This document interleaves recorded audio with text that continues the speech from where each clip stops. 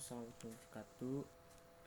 Saya Muhammad Darmawan, kelas 3C, Fakultas Hukum Universitas Surya Kencana, akan mereview kembali pertemuan pertama hukum pidana dalam lanjutan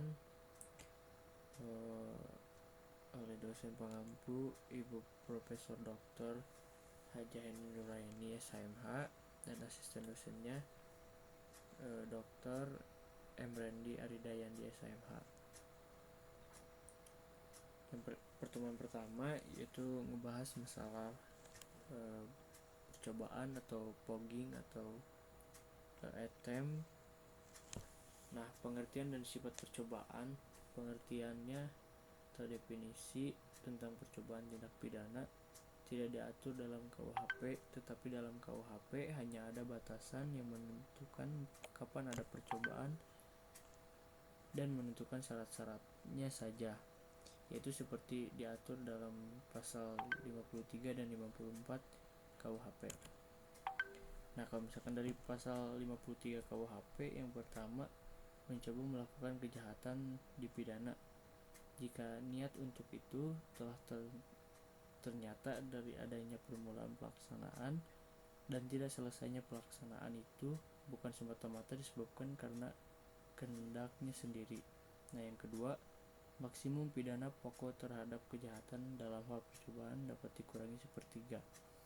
Nah, yang ketiga, jika kejahatan diancam dengan pidana mati dan pidana seumur hidup, dijatuhkan pidana penjara paling lama 15 tahun. Nah, yang keempat, pidana tambahan bagi percobaan adalah sama dengan kejahatan selesai. Nah, pasal 54 KUHP mencoba melakukan pelanggaran tidak dipidana. Nah, berdasarkan kedua pasal tersebut, maka yang dapat dikenakan sanksi pidana untuk tindak pidana percobaan adalah hanya untuk tindak pidana yang berupa kejahatan yang diatur dalam buku 2 KUHP saja. Sedangkan untuk pelanggaran yang diatur dalam buku 3 KUHP tidak dapat dikenakan sanksi pidana. Selain itu, berdasarkan kedua pasal tersebut, maka yang dimaksud dengan percobaan adalah suatu perbuatan yang dilakukan seseorang dengan niat yang jahat dan niat itu sudah mulai dilaksanakan tetapi perbuatannya belum selesai. Tidak selesainya perbuatan tersebut bukan karena kehendak dari pelaku. Sekian dari saya. Mohon maaf apabila ada kekurangan. Wassalamualaikum warahmatullahi wabarakatuh.